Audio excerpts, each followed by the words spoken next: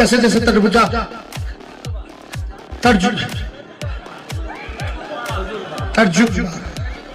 तजुर्बा जैसे जैसे तरबूजा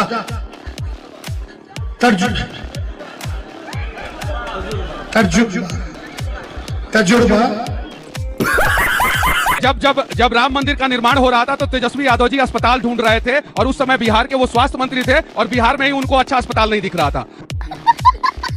दोस्तों आज का एपिसोड मनीष कश्यप को लेकर होने वाला है, जिन्होंने मोदी विरोधी या ठीक तरीके से बोले तो भारत विरोधी पार्टी और चारा चोर पार्टी को इस तरह से धोया कि उनकी बोलती बंद हो गई। वीडियो काफी मजेदार है, इसलिए अंत तक जरूर देखें और यदि आप इस चैनल पर नए हैं तो चैनल को सब्सक्राइब अवश्य करें ताकि ऐसे वीडियो आपको हमेशा देखने को मिलती रहे।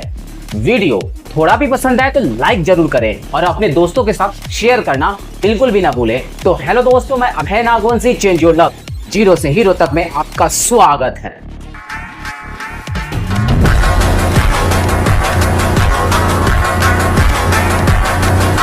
देखिए, सब नेताओं की पॉपुलैरिटी उतनी नहीं है जितनी मनीष कश्यप की है।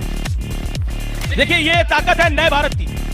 और आपसे मेरा प्रश्न ये है, देखिए अब आपने पार्टी ज्वाइन कर ली है, अब कई सारे सवालों के जवाब तो आपको भी देने पड़ेंगे भाई। एकदम तैयार हूँ। अच्छा, हमको सिखा रिया है क्या? अखिलेश यादव हिंदू मुसलमान कर रहे हैं, तेजस्वी यादव हिंदू मुसलमान कर रहे हैं, लालू यादव हिंदू मुसलमान कर रहे हैं, शिवपाल यादव मुसलमान कर रहे हैं, हिंदू मुसलमान कर रहे हैं, ये राहुल गांधी कर रहे हैं। जब राम मंदिर का निर्माण हो रहा था तो तेजस्वी यादव जी अस्पताल ढूंढ रहे थे और उस समय बिहार के वो स्वास्थ्य मंत्री थे और बिहार में ही उनको अच्छा अस्पताल नहीं दिख रहा था।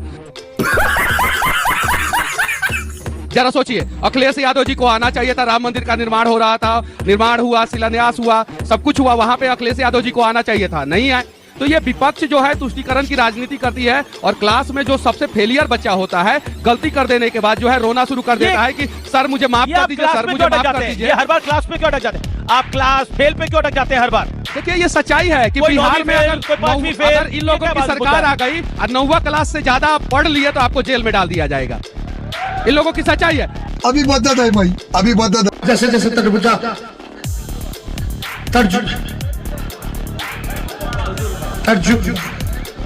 तजुर्बा जैसे जैसे तरबूजा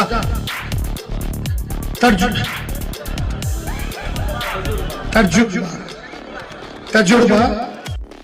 मजा आया और मैं ये जो मजा है हिंदुस्तान के हर व्यक्ति को देना चाहता हूं। तो या तो सुनिए मैं 1 मिनट क्लियर कर देना चाहता हूं। बिहार में अगर जंगल राज के राजकुमार जी की सरकार अगर आ गई, गलती से आएगी नहीं, लेकिन अगर आ गई तो उन लोगों का सोच है कि 9वीं क्लास से ज्यादा पढ़े लिखे सभी लोगों को या तो बाहर भेज दिया जाएगा और अगर बिहार में रह के वो बिहार के लिए आवाज उठाएंगे तो उनको जेल में डाल दिया जाएगा। उदाहरण मनीष कश्यप है। कोर्ट ने सारे केस में मुझे बाइज्जत बरी कर दिया है। 9 महीना मेरा कौन वापस ला के देगा? कोर्ट की अगर ये लोग बात करते हैं तो कोर्ट ने मुझे बाइज्जत बरी कर दिया। ये मेरा 9 महीना वापस ला के देंगे ये लोग?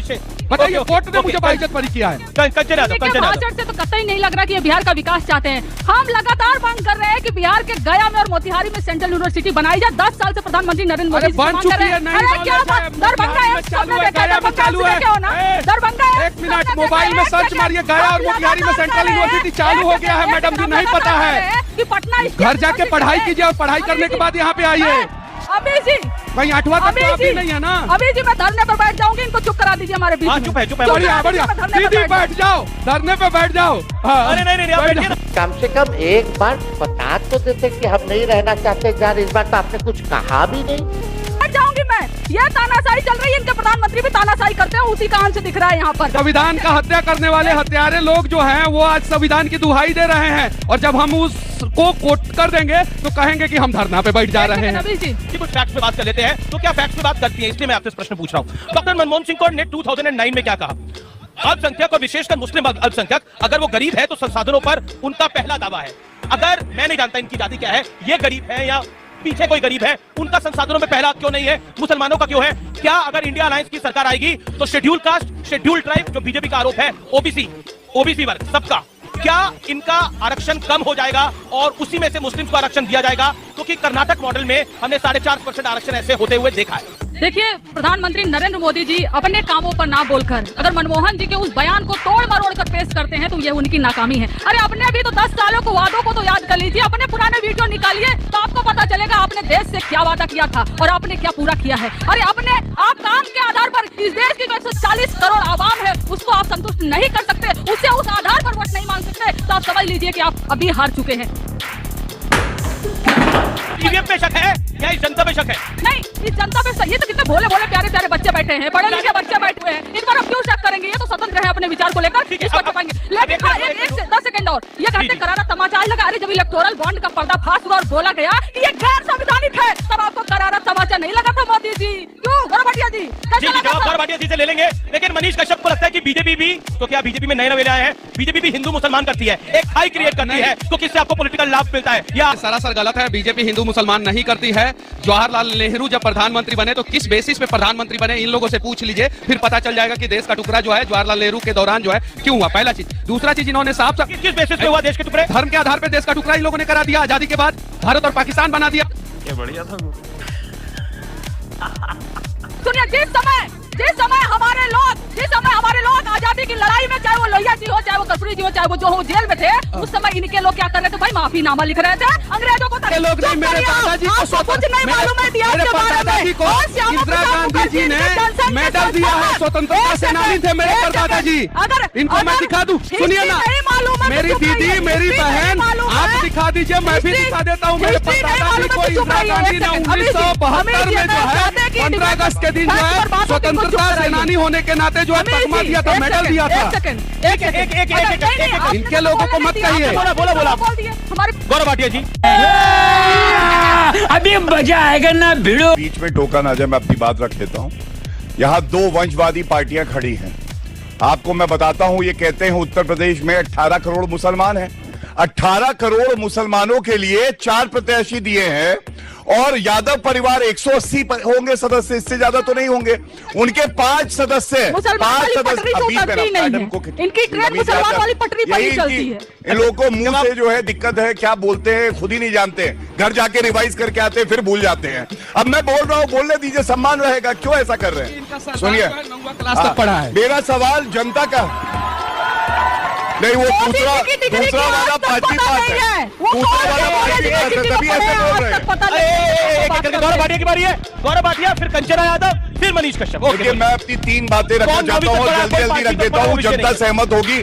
पहली बात, मैंने कहा 18 करोड़ के लिए 4 प्रत्याशी, यादव परिवार से 5 प्रत्याशी। दूसरी बात, आज तक जब से इन पार्टियों का गठन हुआ है, यादव परिवार के बाहर का अध्यक्ष नहीं दे पाए। ये जनता के लिए क्या खड़े होंगे आप? बात तो सही है। दौड़ना तो पड़ता है। उसके धंधे के बारे में बताइए। तीसरी बड़ी बात, ये मैनिफेस्टो लाया हूं, एक मिनट देख लीजिए अमीर जी। ये जो आप कह रहे थे हिंदू मुस्लिम, ये देखिए, समाजवादी पार्टी का मैनिफेस्टो है, दिखाई दे रहा है जी। क्या लिखा है जी? मुसलमानों को आरक्षण देने के लिए सच्चर कमेटी की सिफारिशें लागू करेंगे, एक। और दूसरा इन्होंने लिखा है, कक्षा 10 पास मुस्लिम बालिकाओं को आगे की शिक्षा ग्रहण हेतु 30,000 रुपए देंगे। क्यों भैया? हिंदू जो हमारी बच्ची है उसको क्यों नहीं, सिख को क्यों नहीं, ईसाई को क्यों नहीं, जैन को क्यों नहीं, बुद्ध को क्यों नहीं? यही इनकी सोच है। इनकी सोच में लगा है दिमाग, और एक्सरे होना चाहिए तो इनके दिमाग का होना चाहिए, जनता का एक्सरे नहीं होना चाहिए। जनता जो है वो गंगा जल की तरह पवित्र है, जैसे मोदी जी हिमालय की चोटी की तरह है। सिस्टम पार देंगे, सिस्टम पार देंगे।